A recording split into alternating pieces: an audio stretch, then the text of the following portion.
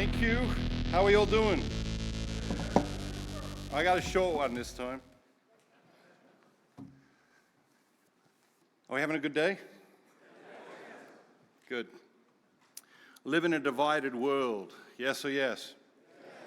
One of the things I've been thinking a lot about the last few years is how do we bring unity? How do we engage the world in a conversation that is so divided and becoming increasingly divided? It used to be that every issue was a 60-40 issue. Now it seems every issue is like a 50-50 issue and fighting literally over the death of some of these issues. So one of the things I've been thinking about, I wrote about it in Rediscover Catholicism in 2001, but I've been thinking about it ever since, and that is 100% issues. I believe to engage our culture, we need 100% issues. We need issues that nobody can disagree with, okay?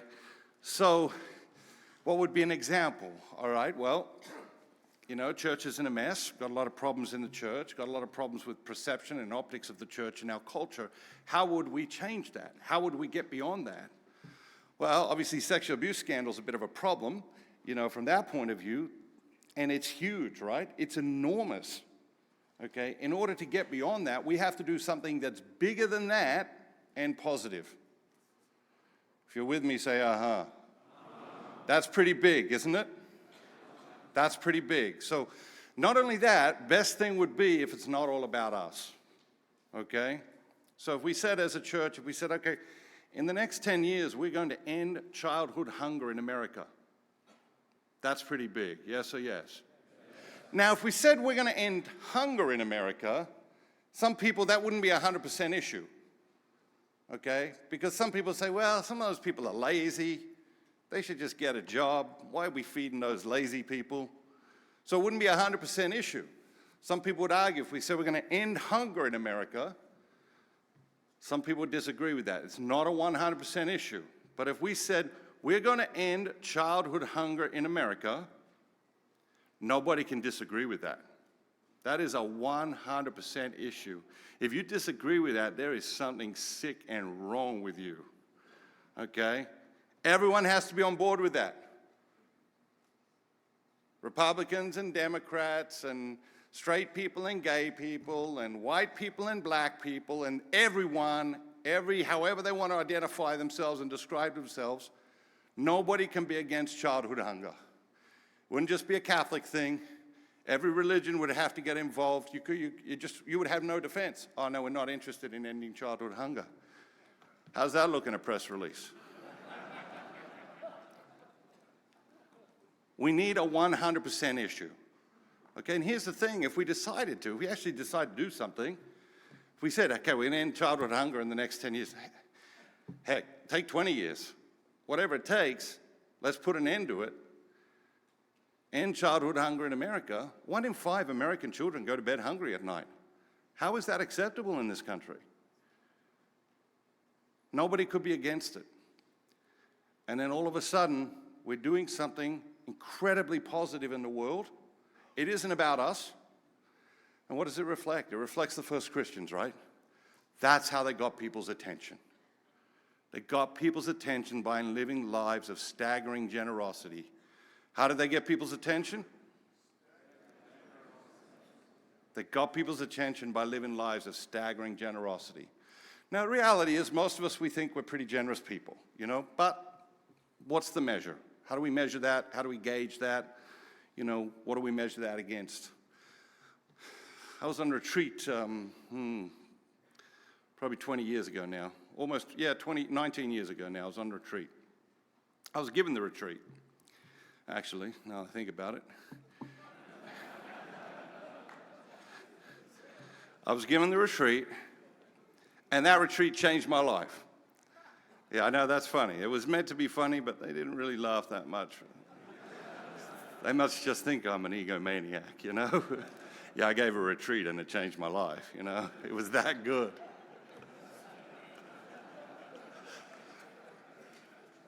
So I give this retreat. I invite this priest to come and say Mass for us each day. And Sunday afternoon, I said to him, I said, Ron, I want you to talk on Sunday afternoon. I want you to give the closing talk for the retreat. He's like, oh, I can't do that. I said, what do you mean you can't do that? So you're a priest. You're like 70 years old. You've been a priest for 50 years. I can't do that. Well, you give homilies every day. All right, I can do that. So he gives this speech, a talk, really, intimate gathering, talk. I'm telling you, it changed my life forever. He gets up there, okay? And he tells his story. Young priest in Detroit, Franciscan, gets addicted to alcohol and pain medication. Okay, and this is in the early 70s. Okay, he's so petrified, he cannot say Mass. He's so anxious about being in front of people, he cannot say Mass unless he's drunk or high, and preferably both. Okay? So he's telling this story.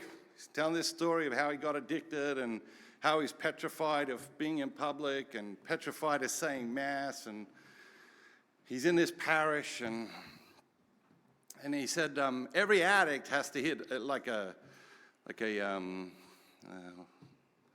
do they call that? Rock bottom, yeah. Rock bottom. He said, now let me tell you about my rock bottom. And like the people, I'm telling you, the people at this retreat are like hanging on every word. This guy has got their like full attention. He's like talking about being a drug addict and an alcoholic. And I mean, the stories he's telling are just unbelievable.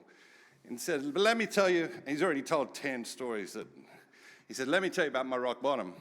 He says, my rock bottom was one day I woke up and there was no alcohol in the presbytery.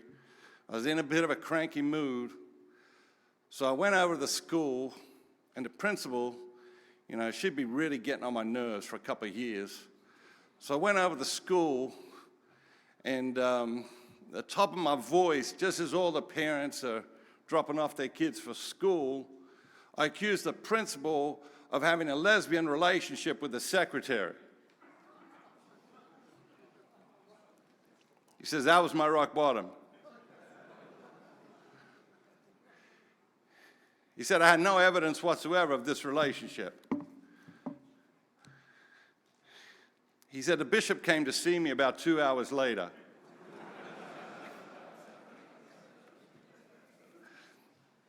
The bishop sends him off to rehab up at Mayo Clinic. And he's in rehab for a while. And then the bishop, after he comes out of rehab, and he's clean and sober, comes out of rehab, bishop sends him to be the priest at a retreat center. And he's the priest at a retreat center for about 20 years, almost 20 years. And then one day the bishop calls him and he says, Ron, I'd like for you to go to this parish in Indiana. And Ron says, no, I can't do that. The bishop says, Ron, we need you. You'd be good at this. 20 years, clean and sober. You can do this. He said, no, Bishop, I can't do that. I can't do that. I can't do that. So the bishop leaves him be. And 3 months later, the bishop calls back. Says, Ron, he's up in Michigan in this retreat center on the lake or something. And the bishop says, I need you to go down and be a pastor in this parish in Indiana. Ron's like, no, can't do that, Bishop. Definitely can't do that. Bishop's like, Ron, come on now. You've been there 20 years in the retreat center, living the life of luxury on the lake. Your brother priest, I can't do it, Bishop. I can't do it. I can't do it. I'm petrified. 3 months later, the bishop calls him back. He says, Ron, I'm not asking. It's 2 o'clock Friday afternoon. They're expecting you at the parish at 10 o'clock on Monday morning. So he drives down to this parish in Indiana. And he said, it's just miserable. And he gets there. The place is falling apart. It's in a rural part of Indiana. And the place is just falling apart. And the parish got no money. And the school is bankrupt. And just everything's a mess. So he's like, it's like just miserable in this parish. And he calls a friend of his, priest in Florida. He says, man, I got to get out of here. This is the pit. And his priest is a friend, not a Franciscan. Ron's a Franciscan. His priest friend says to him, you know what your problem is, Ron? Ron's like, well, what do you mean my problem? The problem's in the parish. His friend says, no, let me tell you what your problem is. All right, what's my problem? He says, Ron, you trust your money more than you trust your God. Okay, now imagine being a Franciscan and someone tells you that. Now you and I, we got nice things and everything, right? But imagine being a Franciscan and someone telling you, your problem, you trust your money more than you trust your God. And Ron talks about this moment. He said, what are you talking about? And what do I do about it? His priest friend says to him, you know what you need to do with the parish? Parish needs to start tithing. Ron's like, you are nuts. We are like in debt, almost bankrupt. The school is bankrupt. You want us to give 10% away? He said, yeah, I want you to start donating 10% of your Sunday collection to other ministries, people in need, whatever God calls you to give it to. Says to his friend, Steve, you're nuts. I'm hanging up now. I don't want you to think I'm hanging up on you, but I am hanging up now, and you are on the other end of the phone. And he talks about like walking around the parish for the next week, like just mumbling to himself. And finally he says to himself, all right, I'll show him. I'll start the tithing. Following Monday, after the collection's counted, he goes down to the bank, opens a new account for the parish, tithing account. Takes 10% of the Sunday collections, put in the tithing account. He comes back from the bank. He's sitting in the presbytery in his office, and there's a knock on the door, and he goes to the door, and little old guy says, are you the new pastor here? And let me tell you, as a priest, that's something you never want to hear. Are you the priest here? Are you the pastor? Are you the new pastor here? And Ron says, yep. What's wrong?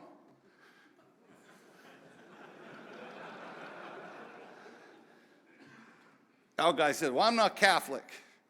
I walk past here every day on the way to work. Back and forth every day. This place is falling apart. Ron's like, well, yeah, you don't need to tell me. I'm the pastor here. He said, well, you need to do something about that. Ron said, well, I like to do something about that, but, we got a few challenges with that. The guy said, well, I walk past here every day. We got to do something about this. Like I said, I'm not Catholic, I'm Jewish, but we got to do something about that, and I want to help with that. He passes him an envelope. Ron thanks him, goes back in his office, opens the envelope, check for $50,000. Ron says, I just looked up at the heavens and said, speak, Lord, your servant is listening.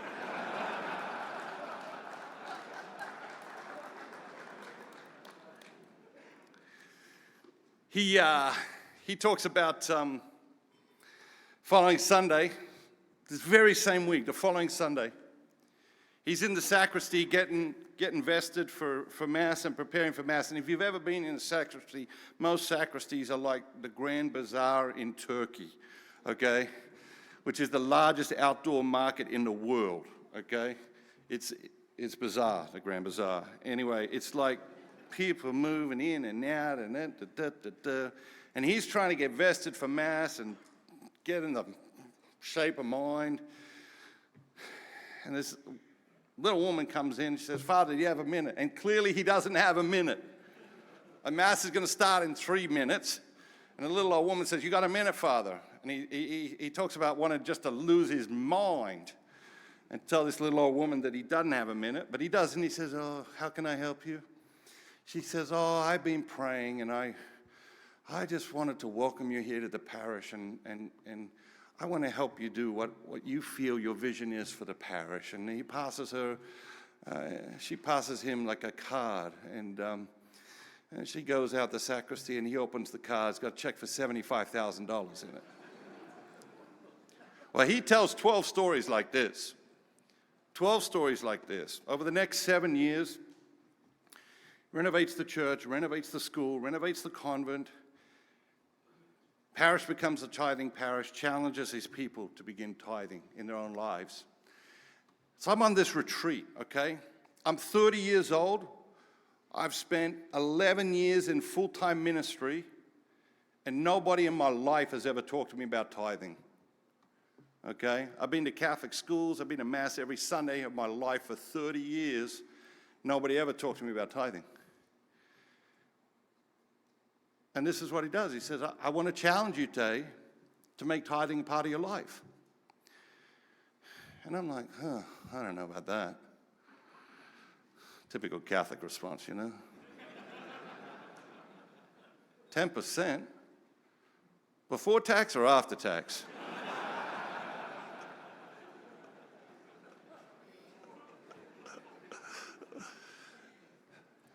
But you know what? He's such a good man and such a gentle soul.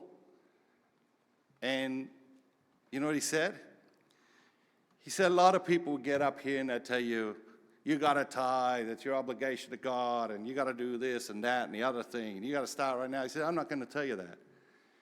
He said, I want you to go home from this retreat. I want you to calculate how much of your income you gave to charity last year. You gave to your church and your charities. He said, I want you to calculate that. And then this year, I want you to give 1% more than last year. And I want you to keep giving 1% more until you get to the 10% tithe. Think about spirituality, think about religion, think about Catholicism. It is overwhelming to people. Yes or yes? Yeah. That's why people reject it. Because when they hear about it or they start thinking about it, and it's like, whoa, that's just too much. We have to present it in a way that people say, you know what? Yeah, I can do that.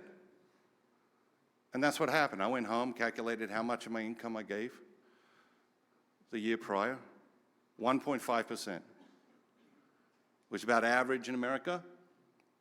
Okay?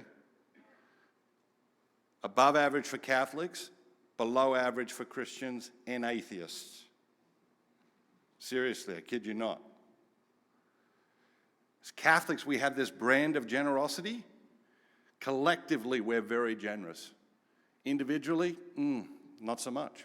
Anyway, give them 1.5%. So I make a resolution. I'm going to give 2.5% this year. I make a resolution. I'm going to give 1% more every year until I get to 10%. What happened? I got to 6% or something. Then some years I thought, oh, you know what? I can do 2% this year. Get to my 10%. I get to my 10%, I'm married, okay? And my wife and I, we sit down each year, we look at it, okay, what are we going to do this year? We set goals for everything in our lives. Why don't we set goals for giving? Why don't we want to be excellent at giving? Anyway, my wife and I, we got to 10%, we sat down, we said, you know what? Let's give 11% this year. Let's just keep giving 1% more each year until we just can't anymore. Let's see how far we can go. You know, I was feeling pretty good about that for a few years. And then I met this guy, business guy, who does a reverse tithe. He gives away 90% of his income and lives on 10% of his income. I was feeling pretty good about myself until that, but that was good.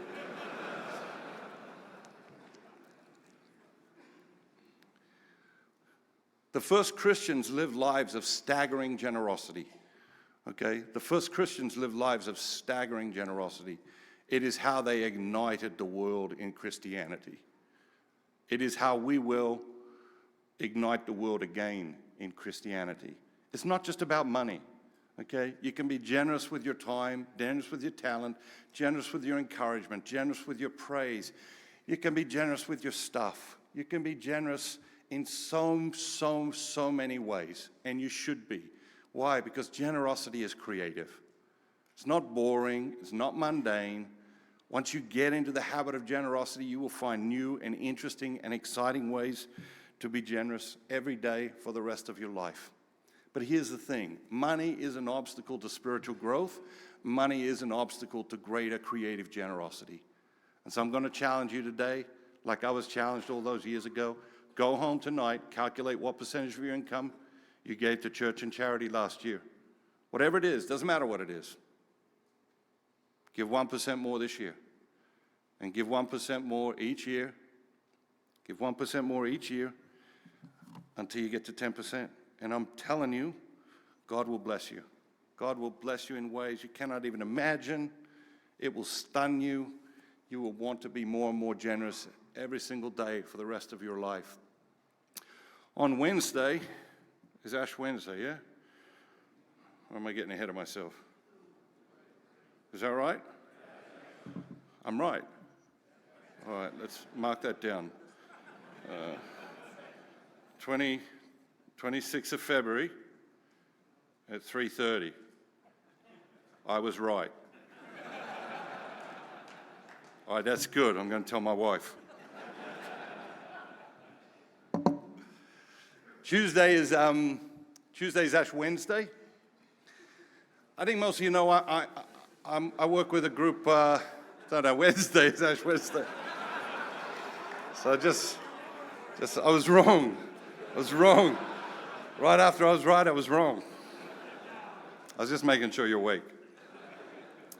Wednesday's Ash Wednesday. You know, I work with an incredible group of people at Dynamic Catholic, and one of the things we've been doing for a long time is the Best Lent Ever program. Best Lent Ever program is a little video, 2-3 minutes every day in your email box. Has changed so many people's lives. And there's different things around now like that, but like the team at Dynamic Catholic pioneered that almost a decade ago. When they started it, nobody else was doing anything like that. And they do a fantastic job. This year we've got 2 amazing programs. They're free for everyone. 2 amazing programs this year for Lent. The first one is called the Generosity Habit. It shows you a different way to be generous every day for 40 days. It teaches you, the premise of the program is that it will teach you how to live a life of staggering generosity, even if you have no money and no things. Okay, the premise of the program, teach you how to live a life of staggering generosity, even if you have no money and no things. It's designed to take us beyond the stigma that generosity is just about money, because it isn't. Okay, the second program this year is called Difficult Teachings, and for 40 days, it goes through the 40 most difficult teachings of Jesus and explains what they are and why we struggle with them. So when you go home tonight, I want you to visit dynamiccatholic.com. I want you to sign up for Best Lent Ever and make that journey with me and the Dynamic Catholic team through Lent this year. With the Generosity Habit or the Difficult Teachings, or both. They'll both come in one email every day. You'll get both every day, whether you like it or not. But you might discover like one's good for me, and you might want to pass one on to one of your friends. Might want to pass one on to one of your friends. Point is, we need 100% issues.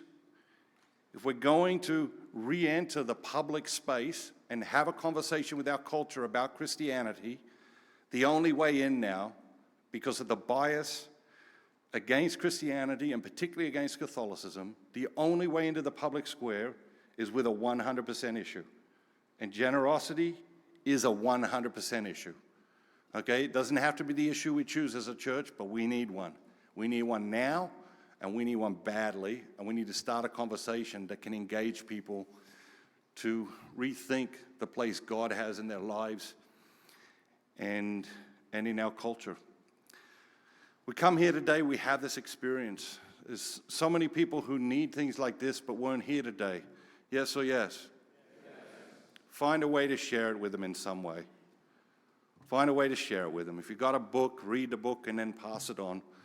You know, if you get the Best Lent Ever thing, forward it on to your friends. Find a way to share this today with the other people in your life who you know desperately need it, but were not here for whatever reason. Some of them good reasons, some of them not good reasons.